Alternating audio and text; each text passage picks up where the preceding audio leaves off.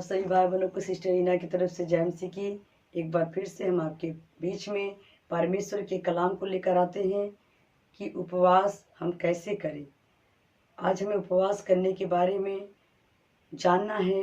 बहुत सारे लोग उपवास रखते हैं लेकिन उन्हें पता नहीं कि हमें उपवास कैसे करना चाहिए। प्रभु यीशु मसीह ने हमें उपवास करना कैसे सिखाया, हमारे साथ निकालेंगे परमेश्वर के वचनों में से मत्ती की इंजील का 6 अध्याय उसके 16वें आयत में।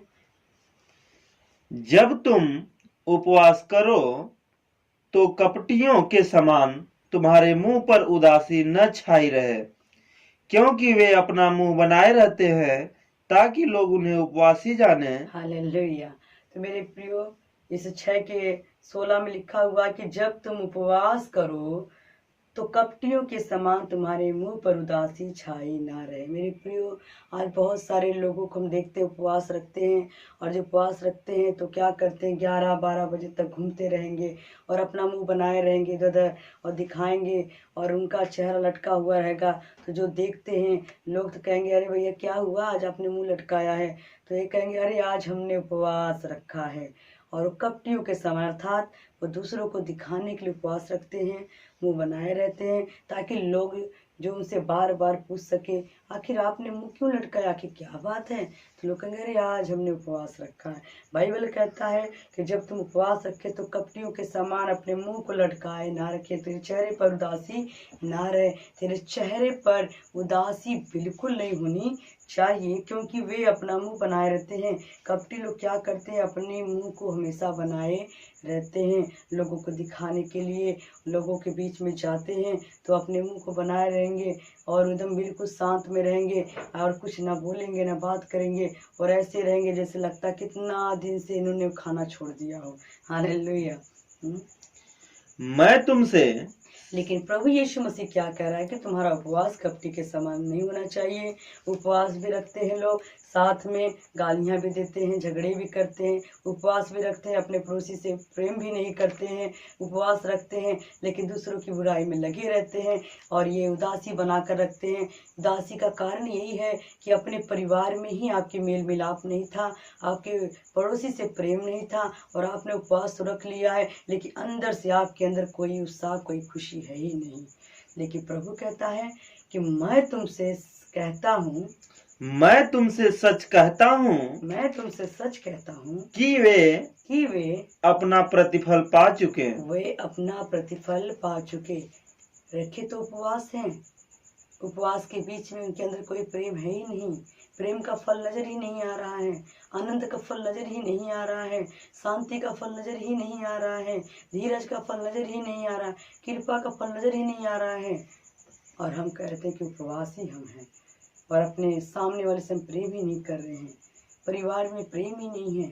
लेकिन बाइबल कहता है जो ऐसा उपवास रखते हैं, कपटियों के समान रखते हैं, परमेश्वर कहता है कि वो अपना प्रतिफल पा चुके। कई बार क्या होता, लोग उपवास रखते हैं और उपवास के बीच में वो दुनिया भर की फरमाइश करते हैं। हम उपवास रख लिए, हमको सेब चाहिए, केला चाहिए, दूध चाहिए, हमें ये चाहिए वो चाहिए। अगर नहीं मिला तो फिर वो अपने घर में क्लेश पैदा करते हैं। और कुछ बहनें उपवास रखती हैं, बहुत सारे इनके फंक्शन प्रोग्राम आते हैं, उपवास तो रखते हैं लोग, लेकिन उपवास के साथ साथ में वो अगर कुछ चीज़ें नहीं अगर उनको मिलती उपवास के बीच, अपने पति को उल्टा सीधा बोलते हैं, अपने पिता को बोलेंगे, अपने भाई को बोलेंगे। तो ये उपवास नहीं है जो क्लेश को पैदा करे। उपवास तो वो है जो प्रभु यीशु मसीह करना सिखा रहे हैं। कहते जो ऐसा दिखावटी उपवास करते हैं और इनके अंदर प्रेम नहीं है, वो उपवास परमेश्वर ग्रहण नहीं करता। परंतु जब तुम उपवास करें, परंतु बाइबल कहता है कि बल्कि मैं तुमसे सच कहता हूँ कि तुम उपवास कैसे करें। मैं तुमसे सच कहता हूँ कैसे करना है उपवास। बाइबल बताता है कि परंतु जब तू उपवास करे तो अपने सिर पर तेल मल। अपने सिर पर तेल मल। मेरे प्रियो, आज बहुत सारे विश्वासी हैं जो मुझे ऑनलाइन भी देख रहे हैं, बहुत सारे उपवासी हैं। उपवास के दिन बहुत कम ही लोग होंगे जो सर पर तेल मलते होंगे, बहुत कम विश्वासी हैं। उपवास के दिन बाइबल कहता है कि प्रभु यीशु मसीह कहता है कि तू अपने सिर पर तेल मल। तेरा जो सर है वो तेल से चुबड़ा होना चाहिए, तेरे सर पे जो है तेल होना चाहिए। तो आज तो हेयर स्टाइल चल चुका है, लोग तेल लगाना पसंद ही नहीं करते। उनको लगता है तेल लगाएंगे तुम्हारे बाल बिगड़ जाएंगे, लेकिन बाइबल कहता है कि सर पर तू तेल मल। सर पे तेल रखने का बहुत फायदे हैं मेरे प्रियो। सर पे तेल रखने से हमें बड़े फायदे होते हैं, क्योंकि परमेश्वर जो अपने दासों का, अपने दासियों का जब भी अभिषेक किया है तो सर पर तेल के द्वारा। और बाइबल बताता है कि हारून के ऊपर जब परमेश्वर ने अभिषेक किया तो उसके सर से जब तेल गिरा उसकी दाढ़ियों से होता हुआ गया। बाइबल बहुत बार तेल का जिक्र करती है। जब उपवास में होते हैं और अपने सर पे तेल मलते हैं तो मानो परमेश्वर का अभिषेक अपने सर पे रखते हैं, और हमारे जो सर में बहुत फायदे होते हैं। आपके सर का दर्द भी दूर हो जाएगा। तेल लगाने से बहुत कुछ फायदे हैं मेरे प्रियो। तेल हमारे सर पे होना बहुत जरूरी है। और मुंह धो। और मुंह धो, क्यों कहा प्रभु ने? मैंने पहले बताया कि बहुत सारे लोग उपवास रखते हैं लेकिन अपने मुंह को सही ढंग से इस्तेमाल नहीं करते। मुंह धोने का मतलब ये नहीं कि आपने ब्रश कर लिया, दतवन कर लिया, मुंह साफ हो गया, ही नहीं। दतवन करना और ब्रश करना तो हर व्यक्ति जो उपवास रखता है वो भी करेगा, जो नहीं रखा वो भी करेगा, लेकिन मुंह धोने का मतलब क्या है? क्योंकि हमारे जो शरीर में एक अंग है वो जीभ है, जो एक बहुत बड़ी बला है।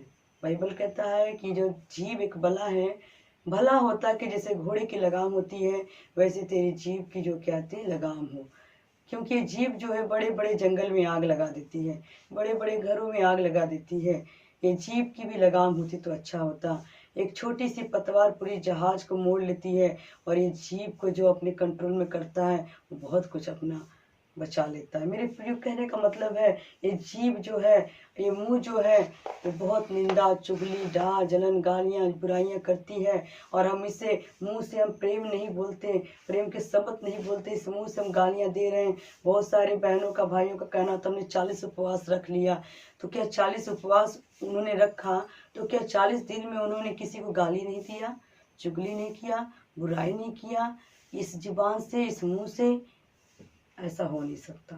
तो अगर आपने अपने मुंह से गालियां दे दिया है, बुराइयां कर लिया है, अपनी जुबान से किसी की निंदा कर दिया है, तो आपका मुंह कितना भी आपने ब्रश कर लिया, कितना भी दतून कर लिया, कितना भी आपने सोचा मैंने अपने चेहरे को ठीक किया है, तो नहीं। बाइबल कहता है अपने मुंह को धोना है। उपवास के बीच सबसे पहले अपने सर को तेल से और अपने मुंह को साफ कर लेना, अर्थात अपने मुंह की चौकसी करना, अपनी जुबान पर कंट्रोल रखना है। अपनी जुबान को कंट्रोल में रखना, किसी की निंदा, किसी की बुराई, किसी की गाली हमारी जुबान से नहीं निकलनी चाहिए। तब परमेश्वर आपके उपवास को ग्रहण करेगा। क्योंकि आपने अन्न नहीं खाया, लेकिन आपने अगर 10 लोगों को चुगली कर लिया, गालियां दे दिया, तो उससे आपका पेट तो खुद ही भर चुका है, तो आपको अन्न की जरूरत नहीं है। तो मेरे प्रिय, वो अपना प्रतिफल पा चुके हैं जो अपनी जुबान का कंट्रोल नहीं करते हैं। लेकिन बाइबल कहता है, प्रभु यीशु मसीह कहता नहीं। 2 बातें प्रभु ने सिखाई, अपने सिर पर तेल मल, अपने मुंह को साफ कर, था अपने मुंह का, अपने जीभ को अपने बस में कर, कंट्रोल कर। तेरे मुंह से किसी के लिए बुरे शब्द ना निकले, तेरे मुंह से आशीर्वादिक शब्द निकले। जैसा तू बोएगा वैसा तू काटेगा। जैसा तू अपने मुंह से किसी को आशीष देगा तो तुझे आशीष मिलेगी, श्राप देगा तो श्राप मिलेगा। इसलिए अपनी जुबान को चौकस करना है। आज हमारा मेन मुद्दा यही है। उपवास के बीच मेरे प्रियो, आपको 2 बात जरूर करना है। सर पे तेल मलने का मतलब प्रभु का अभिषेक आपके ऊपर बना रहेगा, आपके सर में बहुत सारे फायदे होंगे। और आप जब मुंह को अपने कंट्रोल करोगे, अपने जीभ को अपने बस में कर लोगे, तो परमेश्वर कहता तुम्हारा उपवास जो है वो स्वर्ग में कबूल हो जाएगा। क्योंकि मुंह से ही हम भोजन भी करते हैं, लेकिन भोजन करते हैं तो हमारे, बाइबल कहता है कि मनुष्य खाने से पापी नहीं होता।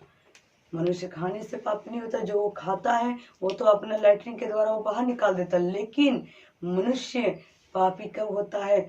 जो बुरे बुरे ख्याल, बुरे विचार, बुरी बातें उसके मन से, उसके दिल से, उसके अंदर से बाहर निकलती है और जुबान के द्वारा निकलती है, तो उससे वो पापी होता है। तो इसलिए अगर आप उपवास में हैं, आज का दिन आप उपवास में हैं, कहीं भी हैं, तो मेरे प्रिय, ये 2 बात करना ना भूलें।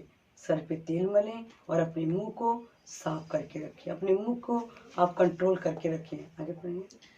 ताकि लोग नहीं परंतु तेरा पिता जो गुप्त में है तुझे उपवासी जाने। हालेलुया। मेरे प्रिय, बाइबल क्या कहता है? प्रभु यीशु मसीह ने बताया कि जब तू ये 2 बातें करेगा, तो बाइबल कहता है कि ताकि तेरा पिता जो गुप्त में ताकि लोग ना जाने कि तूने उपवास रखा है, बल्कि जो तेरा पिता गुप्त में है वो जाने, क्योंकि तुमने किस तरह का उपवास किया है वो देखता है, वो जानता है। आप क्या कर रहे हो क्या नहीं कर रहे हो उपवास के बीच वो जानता है। आप उपवास रखते हो तो अपने घुटने को टेक करके अपने कमरे में जा करके और प्रार्थना में रहें, परमेश्वर से बात करें, परमेश्वर से मुकाशबे मांगे, भेद खुलने के लिए कहें प्रभु से, अपनी परेशानियों को प्रभु के सामने रखें, क्योंकि ये है उचित उपवास। और ताकि लोग नहीं बल्कि तुम्हारा पिता जो गुप्त में है वह तुम्हें उपवासी जाने। इस दशा में तेरा पिता जो गुप्त में देखता है तुझे प्रतिफल देगा। हालेलुया। मेरे प्रियो, जब तू अपनी जुबान का कंट्रोल में करेगा, अपने मुंह को अपने बस में कर लेगा और अपने सर पर तेल मलेगा, परमेश्वर का अनुग्रह तेरे पर बना रहेगा। जो तेरा पिता है, इस वचन में लिखा कि इस दशा में तेरा पिता जो गुप्त में है देखता है तो तुझे प्रतिफल देगा। हालेलुया। मेरे प्रियो, जब आप उपवास में हो तो आज सबसे पहले 2 बात करें और उसके बाद आप प्रेम करना सीख जाएं। अगर आप अपनी जुबान को कंट्रोल करोगे, बाइबल कहता है कि जिन्होंने परमेश्वर के वचन में लिखा है अपने जीव को बस में कर लिया है वो बहुत कुछ प्राप्त कर लिया। मेरे प्रियो, अपने जीव को कंट्रोल करना सीख लें, ताकि जब आप किसी का बुरा ना सोचोगे ना बुरा करोगे तो आपका भी कभी बुरा नहीं होएगा, आपका उपवास ग्रहण हो जाएगा। मेरे प्रियो, कहते जब भला किसी का कर न सको तो बुरा किसी का मत करना। अगर आप भला नहीं कर सकते तो किसी की बुराई भी मत करो। उपवास करते हो तो आपका उपवास पवित्र होना चाहिए, क्योंकि हमारा पिता पवित्र है। जब अगर आपका उपवास पवित्र होगा तो परमेश्वर जो गुप्त में है, पवित्र परमेश्वर, वो आपको उसका अजर देगा, उसकी आशीष देगा। आप जहाँ भी कहीं हैं, बैठे हैं, उठे खड़े हैं, देख रहे हैं इस समय, तो अगर उपवास की हालत में हैं, आज ही कहें प्रभु मेरी जुबान को शुद्ध कर दे, मेरी जुबान को पवित्र कर दे। क्योंकि एक बार परमेश्वर का दास जब परमेश्वर को सेवा के लिए बुलाया, उसने कहा प्रभु मैं तो अशुद्ध होठ वाला मनुष्य हूँ, मैं अशुद्ध होठ वालों के बीच में रहता हूँ, प्रभु मैं आपकी महिमा नहीं कर सकता। तो परमेश्वर ने कहा मैं तेरी जुबान को शुद्ध कर चुका हूँ। सचमुच परमेश्वर ने दर्शन के द्वारा कहा, जो फैसले का उसका जुबान शुद्ध कर दिया, कर जा तो वचन को सुना। मेरे प्रियो, आत्म उपवास सभी करते हैं लेकिन उनकी जुबान अभी भी अशुद्ध है और अशुद्धता के शब्द उनके मुंह से निकलते हैं और दूसरों के लिए दुख का कारण ठहरता है। अगर किसी को दुख दे करके आप सोचो कि मुझे खुशी मिलेगी, वो कभी नहीं हो सकता। मेरे प्रियो, आप दूसरों को सुख देंगे तो आपको भी सुख मिलेगा, आप दूसरों को प्यार दोगे तो आपको भी प्यार मिलेगा। मेरे प्रियो, आज हमने सीखा उपवास के बीच में पवित्र उपवास करना बहुत ही जरूरी है। आंखों को बंद करेंगे, प्रार्थना में जाएंगे, उस सर्वशक्तिमान परमेश्वर का हम धन्यवाद करेंगे। बाकी का हम वीडियो नेक्स्ट डालेंगे, उपवास के बारे में आप लोग को बताएंगे। आज के लिए आप लोग के लिए इतना ही बहुत है। प्यारे परमेश्वर में धन्यवाद करती मेरे पिता, आपका शुक्र तारीफ करती यहोवा परमेश्वर पिता, जो आज उपवास का दिन है मेरे पिता परमेश्वर प्रभु, बहुत भाई बहन जो पिता हमें देख रहे पिता, खुदावन पिता परमेश्वर, जो उपवास की हालत में मेरे पिता प्रभु जी, जो 2 बात आपने वचन में सिखाई प्रभु जी, तूने कहा कपटी के समान तुम उपवास ना रखो, जो अपना मुंह बनाए रहते हैं और अपने चेहरे पर उदासी रखते हैं। मेरे पिता, आपका वचन कहता है कि तुम इस समान उपवास रखो कि तुम अपने सर पर तेल मलो और अपने मुंह को साफ करो। मेरे पिता, आपने कहा मेरे प्रभु जी कि अपने सर पर तेल मलो, अपने मुंह की चौकसी करो, सफाई करो। मेरे परमेश्वर पिता, आज बहुत सारे मुझे जो देख रहे हैं ऑनलाइन मेरे पिता, हे प्रभु जी, अगर अभी तक किसी ने पिता इस तरीके को नहीं जाना कि मुझे उपवास कैसे करना, जो पिता इनका उपवास पवित्र होने पाए। मेरे पिता, मनुष्यों को दिखाने वाला नहीं, लोगों को बताने और दिखाने वाला, बल्कि आपको दिखाने वाला, आपको प्रसन्न करने वाला पिता प्रभु से ग्रहण करे, कबूल करे। पिता आसमानी बाप, आज मेरे हर एक भाई बहन, हर एक अजीज पिता, हे प्रभु जी, सही उपवास रखे पिता, उचित उपवास रखे और पवित्र उपवास रखे पिता, ताकि जो आप गुप्त में पिता उन्हें देखे, उन्हें जाने और उसे ग्रहण करे पिता, उसके बदले उन्हें आशीष दे। मेरे पिता दया तो कृपा करे पिता, यीशु के नाम से मांग लेते, आमीन।